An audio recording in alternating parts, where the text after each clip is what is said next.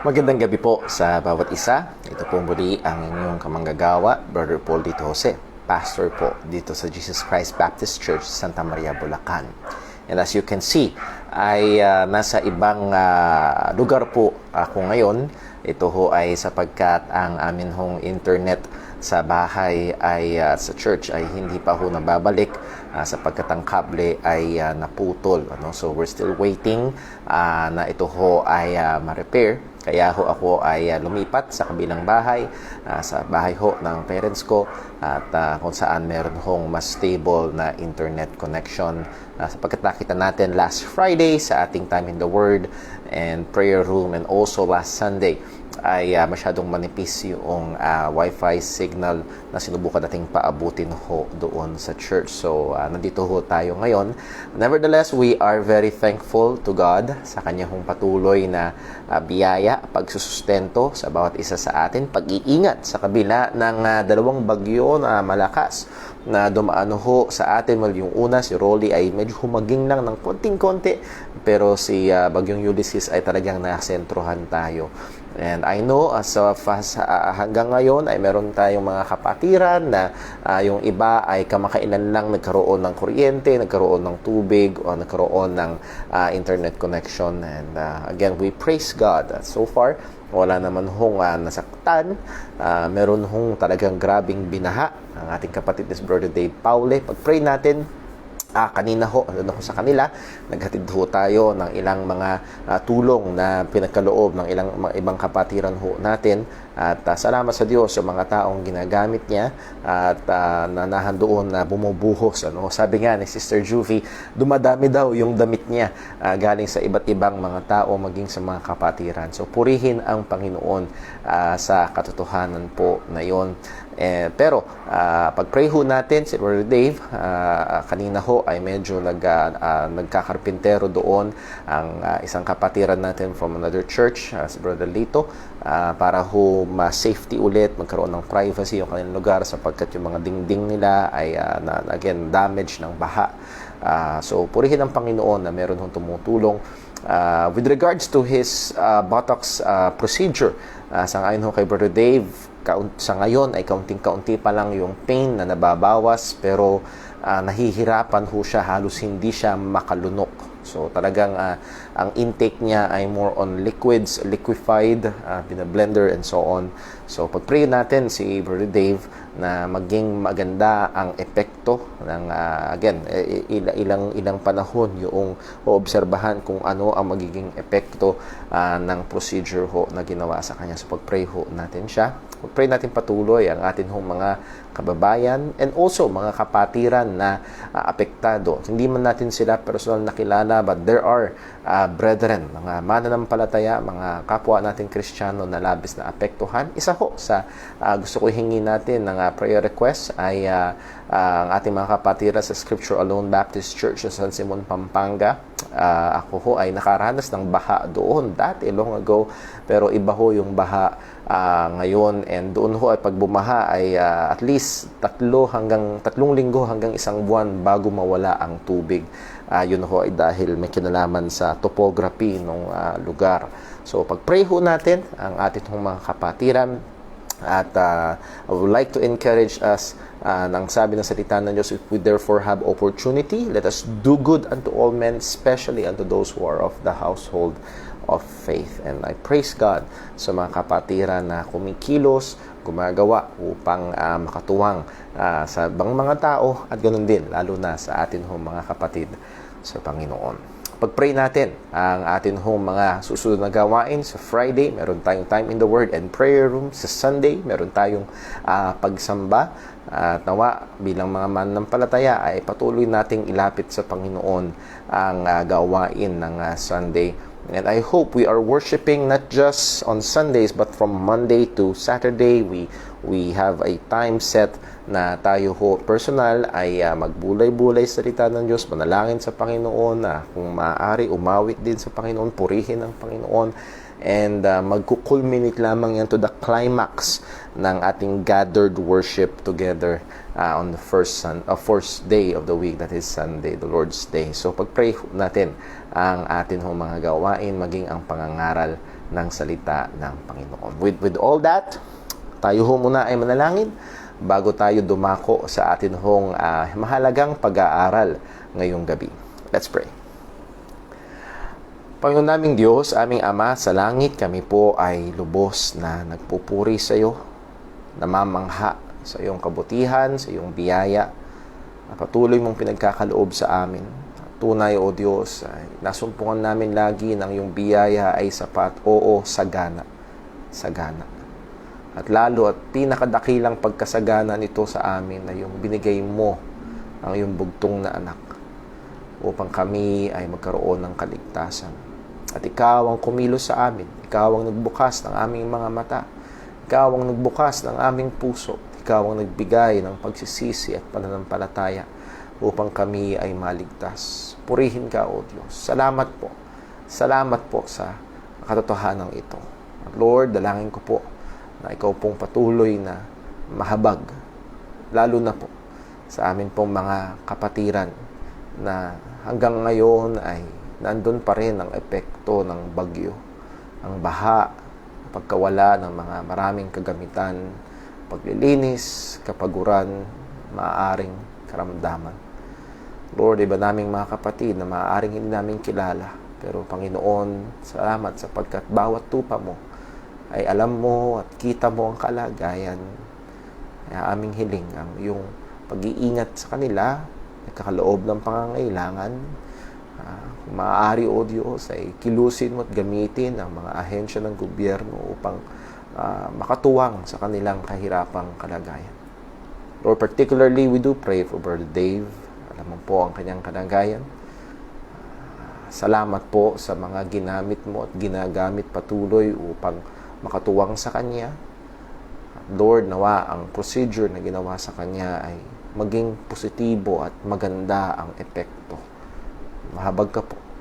Ingatan mo siya at hawakan. Salamat po na sa kabila ng mga ganitong kalagayan, aming kapatid ay patuloy na nakatingin sa iyo at tumitiwala sa iyo. Ingatan mo siya, Sister Juvie, ang buong pamilya, si Andre, si Daryl.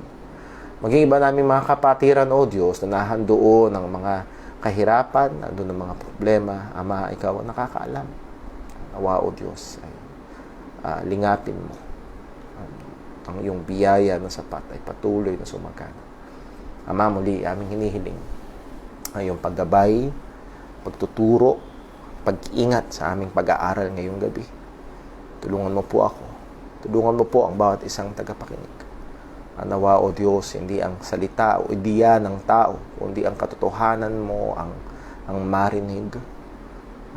Ang iyong salita, Panginoon, ang katotohanan mo, ang siyang magpapabanal sa amin at magpapalaya sa amin. Wala kaming ibang hangad kundi maluwalhati ka. Kaya Panginoon, ikaw po ang mag-ingat sa amin. Lahat ng ito, O Diyos, ay isuyin namin ilalapit sa pangalan ng aming Panginoong Hesukristo. Amen. Okay. So again, welcome po sa bawat isa, lalo na sa mga ngayon pa lamang ho nakatunghay sa atin hong live stream ng Time in the Word. At magre-review lamang ho tayo at nagsimula tayo last Friday ng isang brand new na paksa. Sa church ho namin, hindi ito brand new. Ilang beses na ho namin itong binigyang pansin. Actually, 2019, ito ho ang naging focus ng aming Sunday School. So, that's almost a year ago. And gusto ko lang ho, sapagkat alam ho natin na marami ho sa yung mga kaibigan na hindi na nakatutok sa ating nakakasama natin sa ating Time in the Word, na hindi natin kasama sa ating lokal na iglesia. And I hope this will be a beneficial or a blessed or blessing na pag-aaral ng salita ng Diyos para po sa bawat isa. At nakita ko rin ho na ito ho ay isang lapat na paksa na isunod doon sa ating mga napag-aralan. We studied about the the danger of perverting the gospel, ang kadelikaduhan na pinipilipit ang ebanghelyo. And then we also studied about the foolishness of adding works to salvation.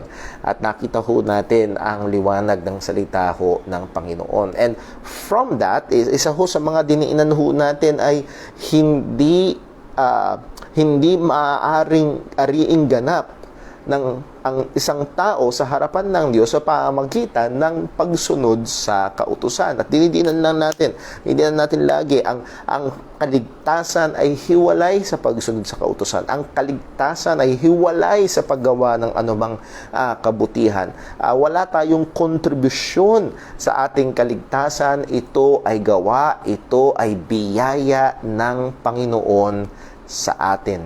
So, malinaw po yun. At I was made aware na kailangan pa ho itong linawin sapagkat hindi naman din tayo antinomians na wala nang lugar, wala nang puwang ang mga kautusan ng Panginoon sa ating buhay. Ngayon tayo ligtas na. And they misuse and abuse the verse na kung saan sinabi ni Pablo, "For we're no longer under the law but under grace."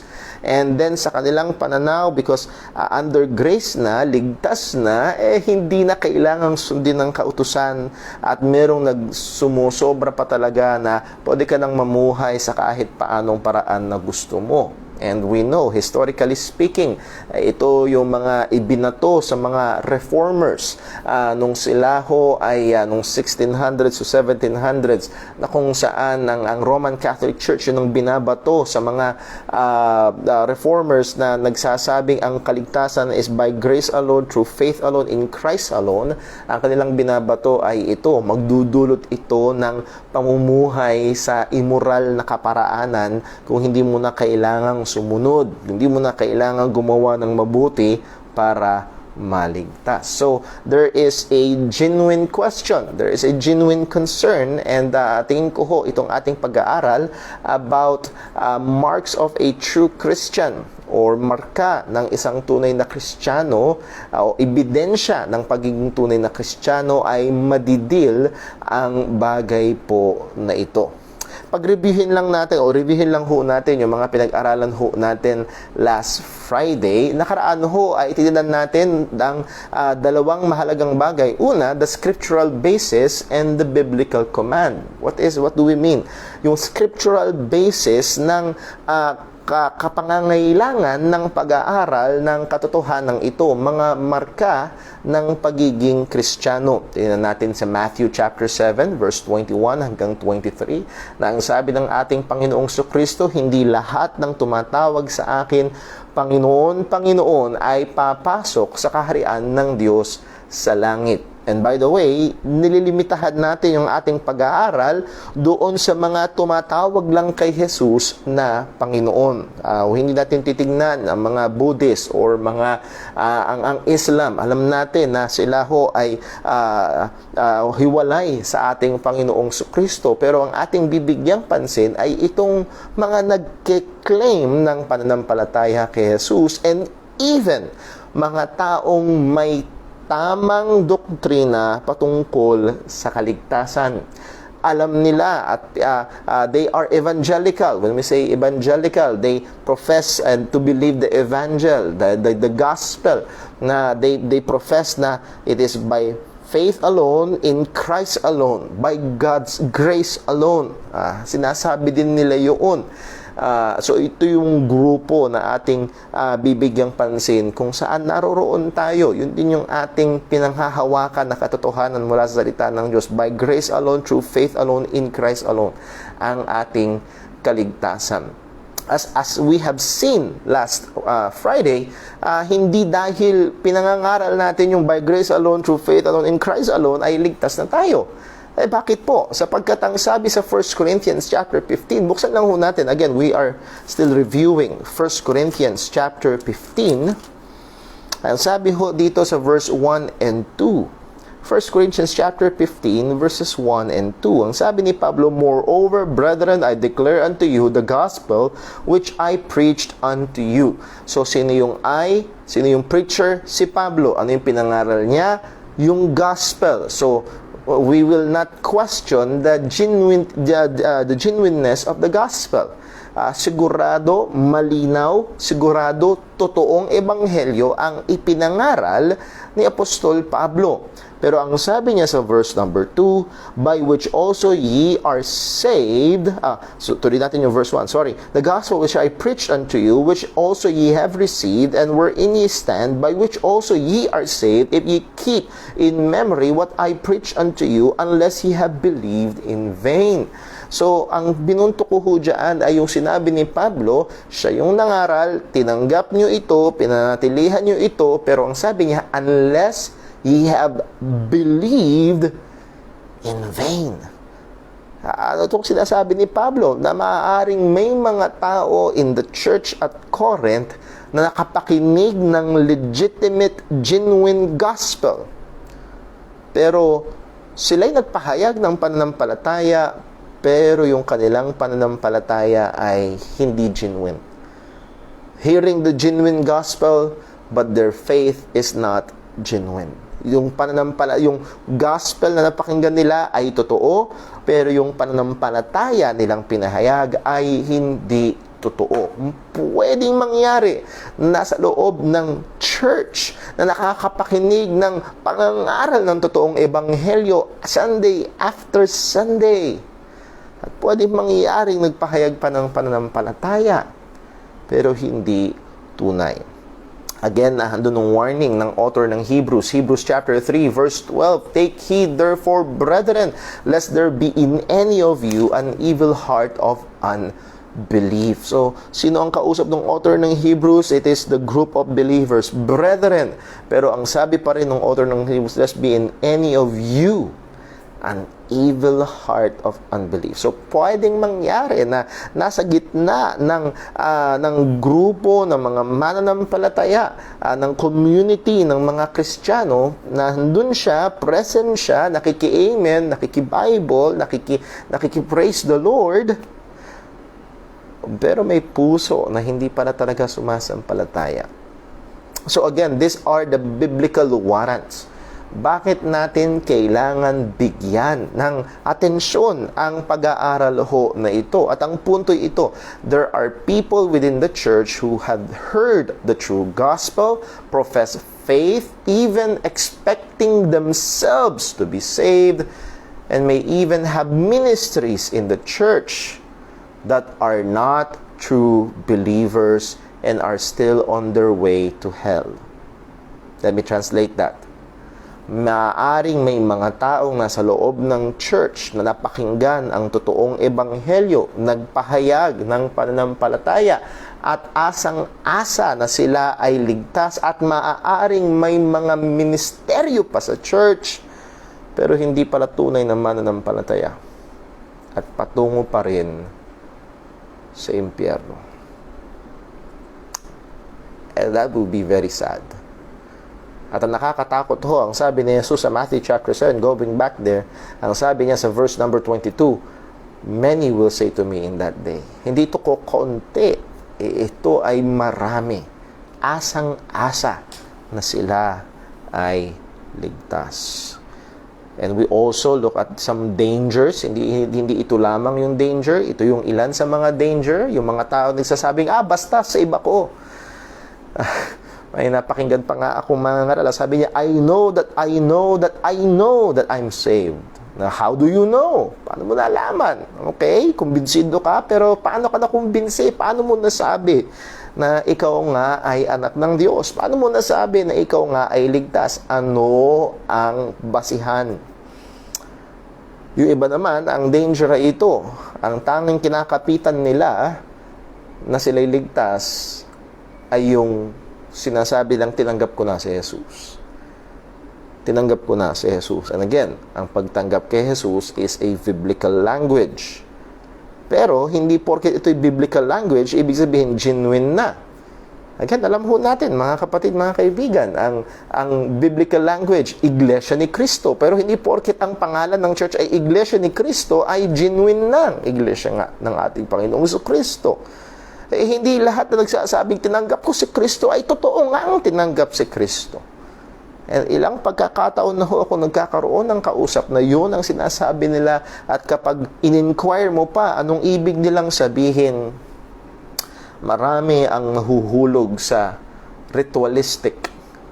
Ang pinupunto nila ay isang araw may nagpasunod sa kanila sa panalangin at yun ay panalangin ng pagtanggap, at dahil sumunod sila sa panalangin ng pagtanggap kay Jesus, ligtas na sila.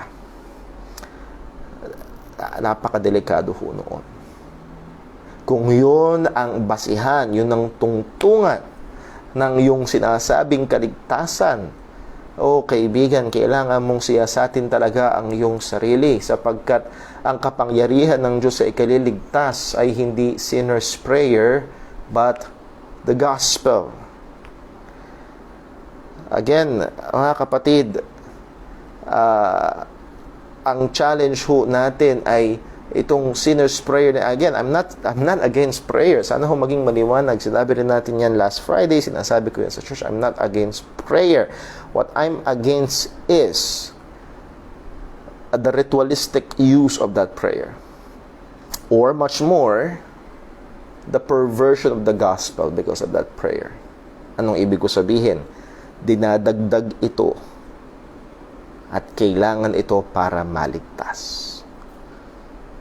Walang pinagkaiba sa mga Judaizers na pinag-aralan natin a few weeks ago. Ang sabi nila, liban na tuliin, hindi maliligtas. Acts chapter 15 verse 1. At marami ngayon, within evangelical, not just Baptist, marami ngayon kung hindi mag-pray, hindi maliligtas. Prerequisite sa salvation ang prayer. Sinner's prayer, to be precise. Now, liban na meron hong mag-akusa sa akin na in-exaggerate ko ho ito, let me just give two examples. Una ho ay ang karanasan mismo ng aking ama, na kung saan nakausap niya, as far as I can remember the story, kahalubilo niya sa isang mesa ang isang deacon ng isang Baptist church, at ang statement na binitawan ng deacon ay pag hindi nag-pray, walang faith. Pag hindi nag-pray, walang faith. That is, pag hindi sumunod sa sinner's prayer, walang faith, hindi saved. At nagkita daw ho sila ulit at inulit-ulit yung statement na yon.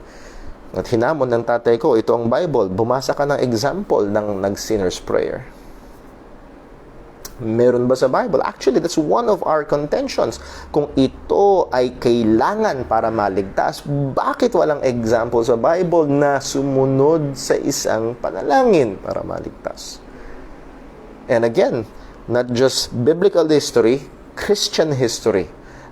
Wala ito, hinto practice ng mga Kristiyano. 1,800 years ago of rich Christian history, walang ganun. Bagong-bago ho ang bagay na ito.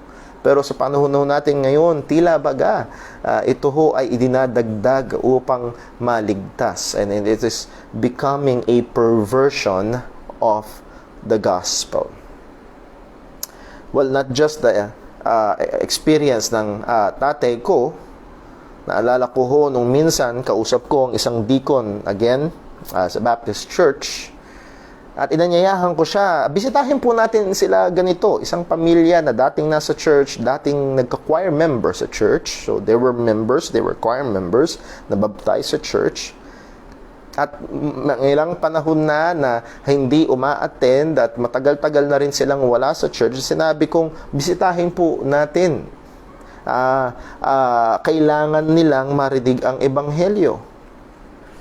Bakit? Ba't ko sinabing kailangan nilang marinig ang ebanghelyo? Dahil umanib na sa Iglesia ni Cristo. And again, that is apostasy. Yun ay pagtaligod sa pananampalataya sa ebanghelyo. Pero ang tugon sa akin ng deacon, ngayon pastor na siya, ang tugon sa akin ng deacon ay ito. Hindi na, Brad. Tinanggap na naman nila si Jesus Tinanggap na naman nila si Jesus. And again, ang tinuturo, ang pinupunteriya ay one time, sumunod sila sa isang panalangin at dahil ginawa nila yon, ligtas na.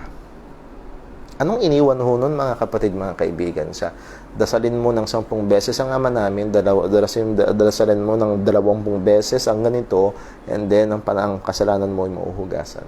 Again, that's just like Roman Catholic. Ritual.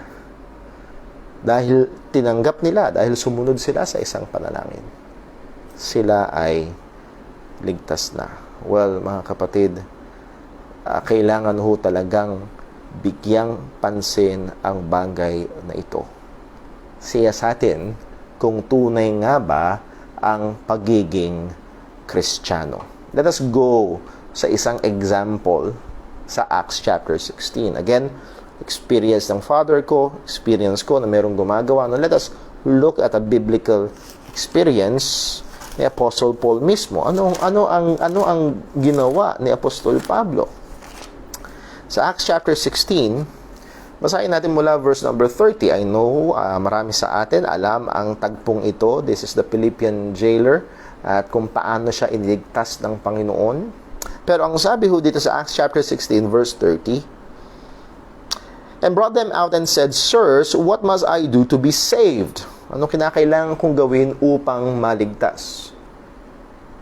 Ang sagot ni Apostol Pablo at ni Silas, and they said, Believe on the Lord Jesus Christ, and thou shalt be saved, and thy house.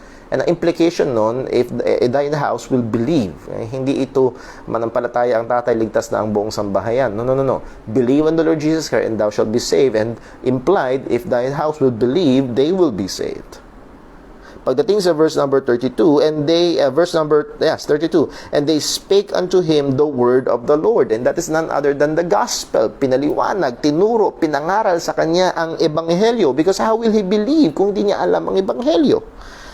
And they spake unto him the word of the Lord, and to all that were in his house. So, pinangaralan din yung buong sangbahayan. Maaaring yung bahay ay malapit doon sa kulungan. We do not know.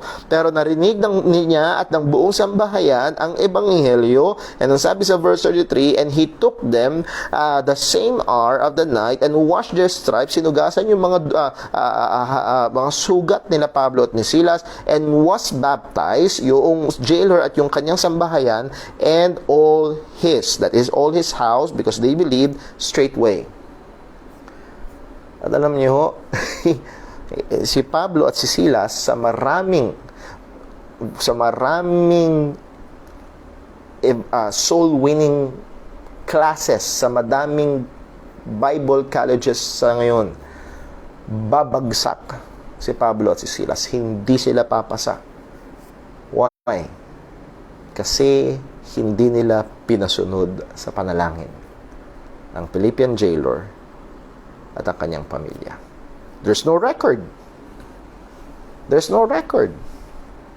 They preach the gospel, and then ang assumption dito, ang implication, they believed, and then they were baptized.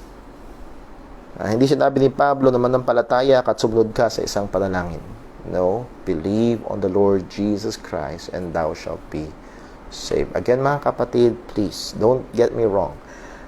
I'm not against prayer. We pray. Nagpe-pray tayo.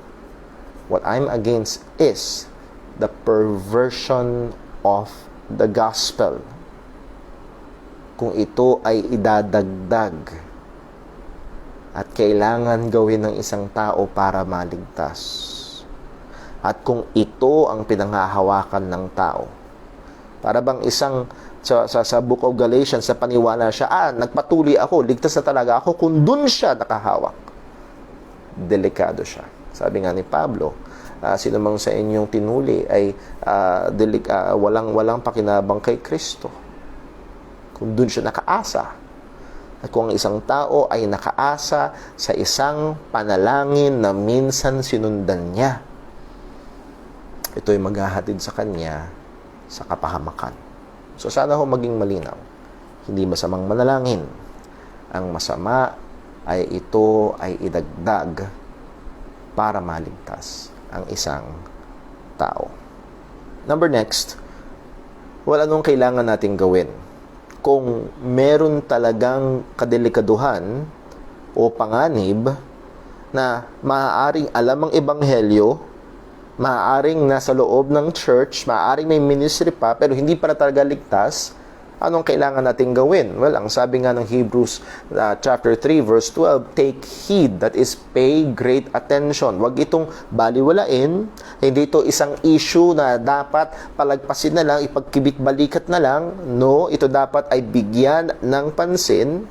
And then sa 2 Corinthians chapter 13 verse 5, ang sabi ni Pablo, examine yourselves whether ye be in the faith. Prove your own selves. Examine na natin, hindi ang iba, i-examine na natin yung ating mga sarili. At ang sabi ni Pedro sa 2 Peter chapter 1 verse 10, wherefore the rather, brethren, give diligence to make your calling and election sure. That word give diligence, give earnest, give effort. Give haste. Hindi lang basta nagmamadali na may effort. Kailangan itong talagang siguraduhin na ikaw nga ay kabilang sa mga tinawag, kabilang sa mga hinirang, na ikaw nga ay tunay na ligtas. Give diligence to make your calling and election sure. At isa sa mga mahalagang binigyan natin o pinunto natin last Friday ay ito, the presence of these biblical commands. Ano ito? Take heed, examine yourselves, prove your own selves, give diligence to make your calling and election sure. Ang mga presensya kung dahil may mga utos na kagaya nito sa Biblia, ibig sabihin ay maaaring malaman, maaaring masigurado. Merong paraan para ang isang tao na nagpapakilalang Kristiyano, na nagke-claim na nananampalataya sa Ebanghelyo, ay pwede ngang masigurado na siya ay may kaligtasan. It is possible to be sure of one's salvation. Or sa doctrine, sa theological word, it is possible to have an assurance of salvation. Now, let me just clarify some terms. Sa marami hong mga churches, particularly sa mga Baptist churches, merong dalawang term na ginagamit interchangeably. These are the term na pumapatungkol sa katiyakan at pananatili ng kaligtasan, at madalas natin itong naririnig, pero madalas itong nagagamit interchangeably. Yung salitang eternal security at yung salitang assurance of salvation. Pero sa atin hong pag-aaral, ito ho ay gagamitin natin sa magkaibang paraan. We will look at eternal security, na ang ating kaligtasan ay secured, hindi nawawala. And then, yun namang assurance of salvation, yung katiyakan ng pagiging ligtas. Yung katiyakan ko sa aking sarili, I am assured, nakakasigurado ako. Now, let me just point out two very quick differences dito sa dalawang bagay ito. Pagdating sa security of salvation, lahat ng tunay na Kristiyano, pantay-pantay, secured. Walang mas secured kaysa sa dun sa isa. Halimbawa, isa'y pastor at 50 taon na nagpapastor at sa biyaya ng Diyos matapat siyang pastor, hindi siya mas secured. Yung kaligtasan niya hindi mas secured kaysa dun sa kaligtasan noong kahapon lang naligtas. Okay? Yung security ng salvation pare-pareho sa lahat ng Kristiyano. Now, ito ang malaking pagkakaiba pagdating sa assurance of salvation. Sigurado ka ba na ligtas ka? There is a subjective area. Bakit? Ito ho ay may kinalaman sa ating pagiging sigurado. Baka mamaya meron nakikinig ngayon, alam niya, hindi ako sigurado. O baka mamaya meron isang tunay na Kristiyano nag-i-struggle sa kasalanan at ganun madalas dumarating ang pagdududa sa kaligtasan because nahandoon ang struggle sa indwelling sin, nahandun pa rin yung ligtas ba ako talaga? So there is that fluctuation, there is that difference. Sa bawat Kristiyano magkakaiba ang assurance. Pero kung totoong Kristiyano, iisa ang security, pantay-pantay. Pagdating sa assurance, nagkakaiba-iba ang bawat mananampalataya. So I hope yung distinction na yun ay maliwanag. At ang atin hong bibigyang pansin sa ating pag-aaral ay yung assurance. How do you know? How do we know na tayo nga ay ligtas? So it's more on our assurance. Pero bago tayo mag-dive doon sa paksa na yun, assurance natin sa kaligtasan, let me just quickly give attention sa security. Sapagkat maraming question dito. At maraming mga tao na kahit na they profess to believe the gospel, tinatawag nilang si Jesus ang tagapagligtas, lumalabas sa bibig nila na ang kaligtasan ay sa pamamagitan lamang ng biyaya ng Panginoon, pananampalataya kay Kristo. Pero pagkatapos mong itanong sa kanila na ang kaligtasan bang ito ay pwedeng mawala, mayroong mga grupo na nagsasabing yes, pwede itong mawala. And as we have studied few weeks ago, ang kaisipan, ang doktrina ng losing salvation ay ultimately nagli-lead o tumuturo sa salvation by works. Why? Because how will you lose your salvation? Dahil ikaw ay papalya, magkakasala. So ano ngayon ang basis ng iyong kaligtasan? Nakatingin sila sa kanilang gawa. Again, yun ay isang napakadelikadong kalagayan. So maganda na bigyan natin ng atensyon ang security of salvation. Or yung iba, tinatawag itong eternal security. Isa sa mga kilalang abbreviation nito ay ang OSAS. Pag sinabing OSAS, once saved, always saved.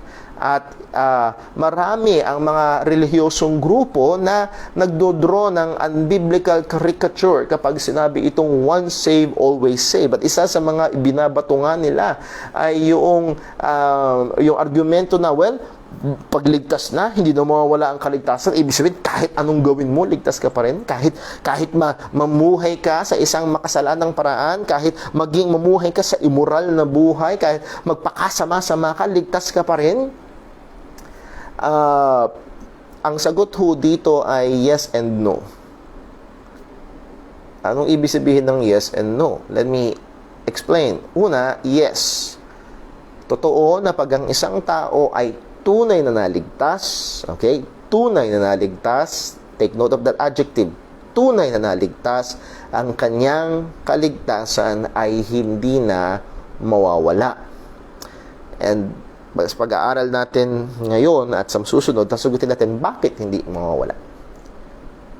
Yes, ang isang totoong ligtas, ang kaligtasan niya ay hindi mawawala. But the second answer is also true. No. Ang isang tunay na ligtas ay hindi mamumuhay sa buhay ng kasalanan. Yun ang wala sa Biblia. Yun ang taliwas sa salita ng Diyos. So, hindi ho uubra, hindi ho papasa ang sinasabi ng iba, well, once saved, always saved, pagligtas na, kahit anong gawin niya, mamuhay siya sa kasalanan, ligtas pa rin siya. At mga kapatid, kung tayo ay naniniwala sa security ng salvation, mag-ingat tayo sa pagsagot noon at kailangan nating ipaliwanag sapagkat hindi ito isang bagay na hindi dinil sa salita ng Panginoon. As I've said, ang answer is yes, kung totoong ligtas, ligtas siya, pero no, ang totoong ligtas ay hindi mamumuhay sa kasalanan. Yaan ang nilinaw ng salita ng Diyos. Buksan natin sa ilang mga talata at marami ho dito ay mula sa book of 1 John. 1 John chapter 2. 1 John chapter 2. At tingnan natin to last Wednesday. 1 John chapter 2. Ang sabi ho ni Juan. 1 John chapter 2 and verse number 4. Ang sabi niya ito, He that saith, I know Him. If you remember, paniwanag natin last time, yung word na know ay hindi lang basta alam, kung hindi it connotes a relationship. Siya nagsasabing kilala ko ang Diyos, that is, meron akong relasyon sa Diyos, anak ako ng Diyos, ligtas ako, yun ang implication. He that saith, I know Him, and keepeth not His commandments, is a liar, and the truth is not in Him. Yung nagsasabi na may relasyon sa Diyos, kilala niya ang Diyos, Pero hindi siya sumusunod sa mga kautusan ng Diyos. He does not keep the commandments of God. He is a liar. Ano bang liar? Ang liar ay nagsasabi ng hindi totoo. Yung sinasabi niya ay hindi tunay. Ano bang sinasabi niya? Kilala niya ang Diyos. So, hindi yun tunay. Hindi siya totoong may relasyon sa Diyos. So, hindi lahat ng nagsasabing siya ay Kristiyano ay Kristiyano nga. Hindi lahat na nakakaalam ng totoong ebanghelyo ay Kristiyano nga. Hindi lahat ng sumunod sa prayer ay Kristiyano nga. Ang isang taong nagsasabing kilala niya ang Panginoon pero ang buhay niya ay hindi buhay ng pagsunod sa kautusan ng Panginoon ay sinungaling. Yun ang sabi ng salita ng Panginoon. Isa pa ho sa 1 John chapter 3 verse number 6. 1 John chapter 3 verse 6. Ang sabi ho dito ni Juan, whoever abideth in him sinneth not. Whosoever sinneth hath not seen him, neither know him. At kailangan ko lang ipaliwanag yung word dito na sinneth. And well, sa biyaya ng Panginoon, halata doon sa English translation na ito is in the present tense. That is tuloy-tuloy na pagkakasala. Kaya maganda yung translation sa ESV. Ang pagkakasabi, no one who abides in him keeps on sinning. Yun yung pinupunto ni John.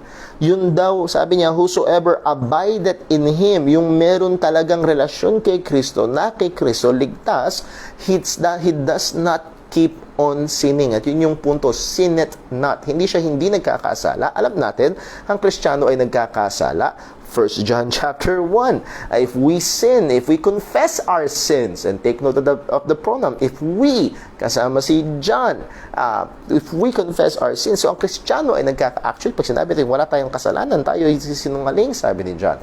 So, nagkakasala pa rin ang Kristiyano, pero ang punto rito ni John ay keeps on sinning. Keeps on sinning. It is in the present tense. Ang sabi niya, whosoever abideth in him, sinneth not, or does not keep on sinning. Whosoever sinneth or keeps on sinning hath not seen him, neither known him. Hindi niya nakita, hindi niya nakilala. That is, walang relasyon sa Panginoon. Kung tuloy-tuloy sa buhay ng kasalanan. So again, ang punto natin na ito, yung sinasabi ng iba na-abuse ang eternal security. Pag ligtas na, kahit anong gawin, ligtas pa rin. Mag-ingat ho tayo. We need to explain. Ang isang taong ligtas, yes, ligtas.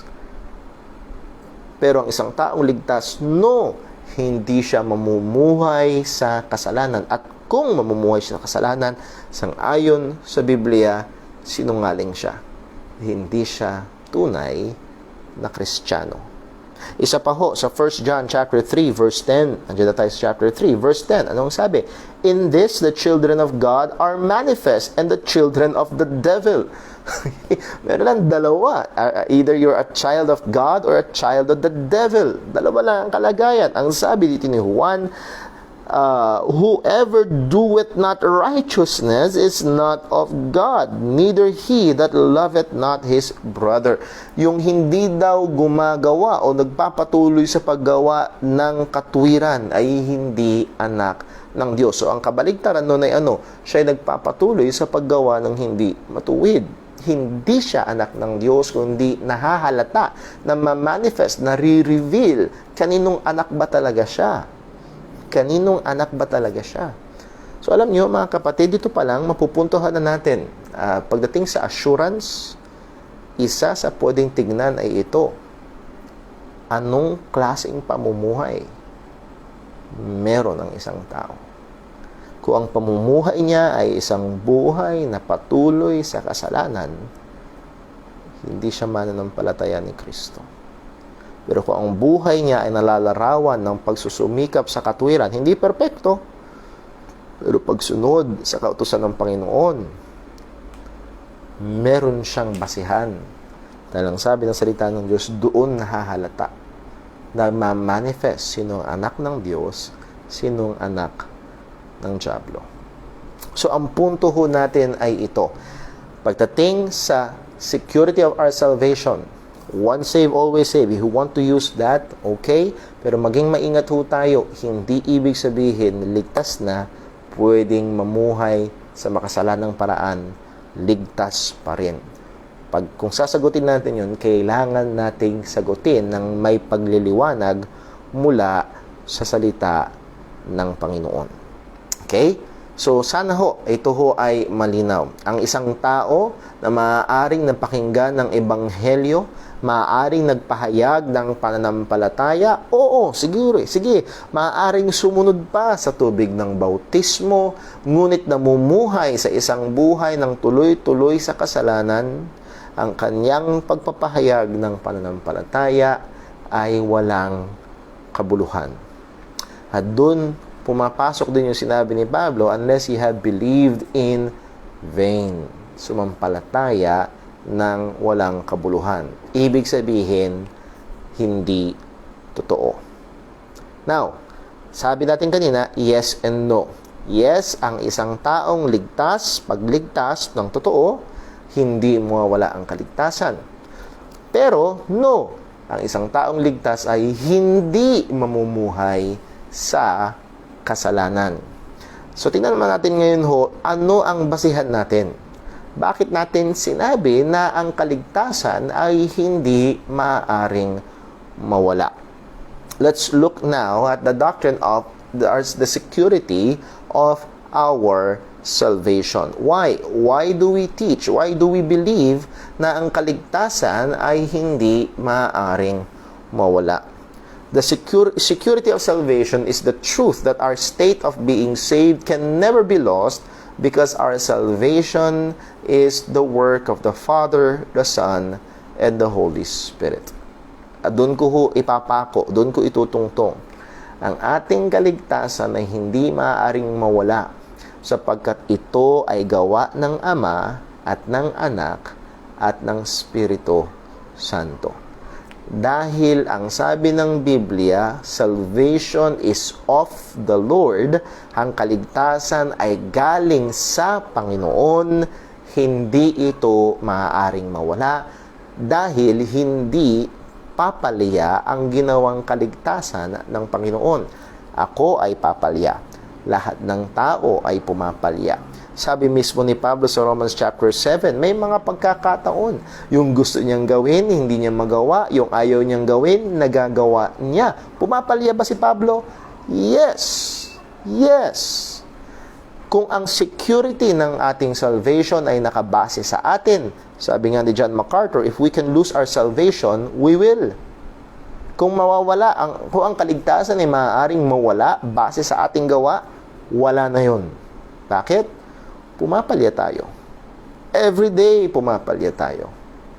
Pero dahil ang ating kaligtasan ay hindi gawa natin, hindi nakabase sa atin, kung hindi nakabase sa Panginoon, galing sa Panginoon, ito ay hindi maaaring pumalya, ito ay hindi maaaring mawala. Simply put, dahil nga ang kaligtasan natin ay gawa ng Diyos, the Father, the Son, and the Holy Spirit, ito ay hindi mawawala. Ito ay secured, ito ay sigurado. Now, marami tayong pwedeng puntahan. Alam ko ho, marami na kayong naiisip na mga verses ngayon na mga talata na nagsasabi ang kaligtasan ay tunay. Sinabi ni Jesus, walang makakaagaw sa atin, sa kanyang mga kamay. Sabi ni Pedro, we are kept by the power of God. Those are wonderful, truly wonderful verses. Pero gusto kong puntahan ay yung isang chapter sa Bible na nagliliwanag ang katotohanan ito. At pinapakita ang gawa ng Ama, ng Anak at ng Banal na Espiritu at ito yung nagsisecure ng ating kaligtasan. And that is none other than Romans chapter 8. Romans chapter 8. At sa oras na meron ho tayo, tingin ko ho, ang matatalakay na lang natin ay yung unang punto. Our salvation is secured because of the work of the Holy Spirit or the ministry of the Holy Spirit. ang ating kaligtasan ay secured. We have eternal security of our salvation dahil sa ministeryo o sa gawa ng banal na Espiritu. Buksan natin ho sa Romans chapter 8. Ang banal na Espiritu ho ay active sa buhay ng mga mananampalataya. Active sa atin hong kaligtasan. Actually, sa ating regeneration, sa ating muling kapanganakan. Ito ay gawa ng banal na Espiritu. Ang sabi ni Jesus, ang hangin ay umiihi kung saan niya gusto. Hindi natin alam kung saan galing, hindi natin alam kung saan patungo. So, ganun din ang bawat ipinapanganak ng Espiritu. So, our regeneration, ang pagpapanganak na muli ay hindi bunga ng ating sariling desisyon. Sabi ng John chapter 1, buksan natin, sorry po, ayoko magkamali ng pagkukot. So, John chapter 1, babalik tayo sa Romans 8. So, John chapter 1, ang sabi ho dito, simulan sa verse 12, but as many as received Him, to them gave He power to become the sons of God, even to them that believe on His name. And marami ang nagkakamali na inaano agad to sa muling kapanganakan. And actually, ang tinutukoy ng verse 12 is adoption. Binigyan ng kapangyarihan na maging mga anak. Paano ka nagkaroon ng kapangyarihan ng karapatan maging anak? Dahil inampun ka sa pamilya ng Panginoon. Inampun tayo. Pagdating sa verse 13, narito ang regeneration or born again. Verse 13, which were born. Sino yung were born? Well, those who believed were born. Ang sabi, which were born not of blood, nor of the will of the flesh, nor of the will of man, but of God. So, hindi ito galing sa kalooban ng tao. Hindi ito galing sa tao. Ito ay galing sa Diyos. Well, bakit hindi pwedeng galing sa kalooban ng tao? Well, dahil ayaw ng tao sa Diyos. Kung ang hihintayin ng Diyos ay ang kalooban ng tao, na ang taong makasalanan ay kusang bumaling sa Panginoon, hindi yun mangyayari. Sabi ng Romans chapter 3 verse 10, for all have sinned and come short of the glory of God. Gaya ng susulat, for it is written, there's none righteous, no, not one. There is none that seeketh after. Walang nakakaunawa, walang humahanap sa Diyos. Walang humahanap sa Diyos. John chapter 3, and this is the condemnation, that light is come into the world, but men loved darkness more than light. Pag dumating ang liwanag, mas gusto ng tao ang dilim. That is human nature. That is human sinful nature. Ang taong makasalanan, ayaw sa Panginoon. So, it's not of the will of man, of blood, but of God. Ito ay galing sa Diyos. Ito ay gawa ng Panginoon.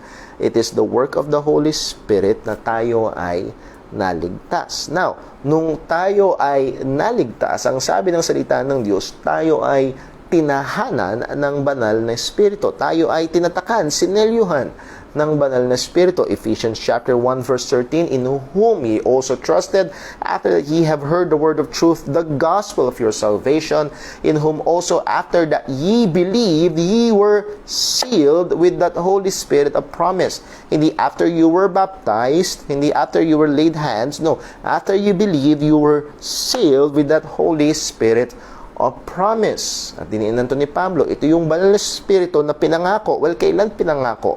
Well, pinangako ito ng Panginoon nung panglumang tipan. Sa Ezekiel chapter 36, verse 26, verse 27, ang sabi ng Panginoon, and I will put my Spirit within you. That is the new covenant promise ng Panginoon.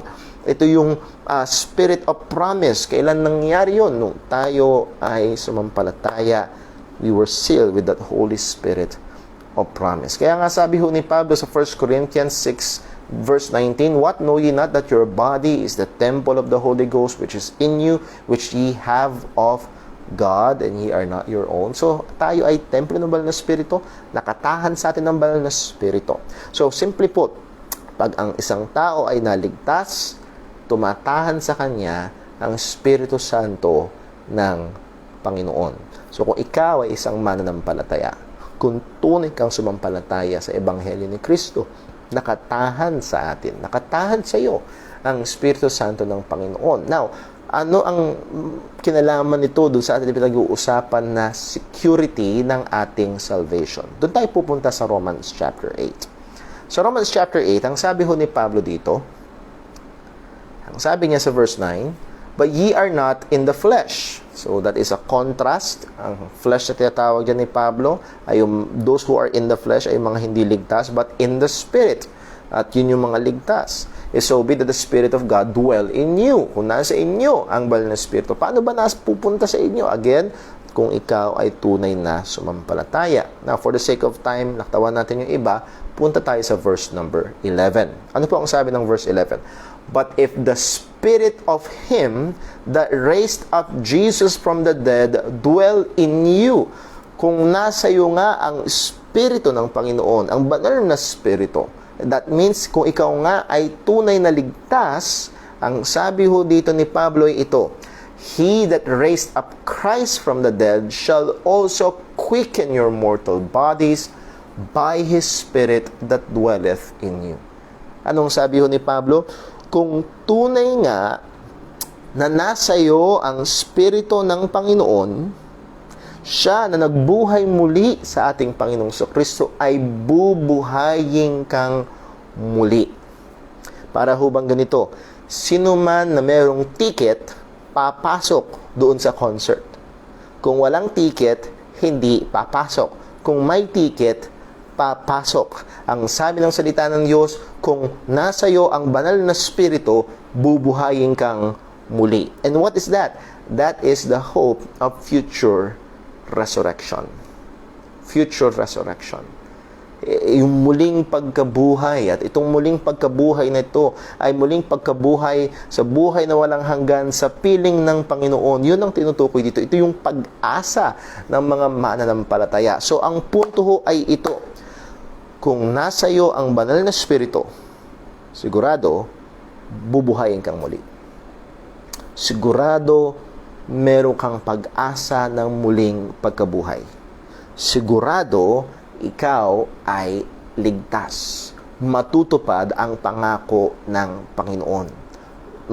Magiging kabahagi ka sa muling pagkabuhay patungo sa buhay na walang hanggan. Now, kung wala naman sa iyo ang banal na Espiritu, yes, mabubuhay kang muli, pero patungo sa kapahamakang walang hanggan, impyernong walang hanggan. Yun ang patutunguhan. So, narito ho ang malinaw na kasiguraduhan. Ang atin hong kaligtasan ay secured. Why? Because of the presence of the Holy Spirit of God. Dahil naka-indwell sa atin, nakatahan sa atin, ang banal na Espiritu ng Panginoon, it is a sure guarantee of future resurrection. Dahil nasa atin ang banal na Espiritu, ito ay garantisa na tayo ay may bahagi sa muling pagkabuhay.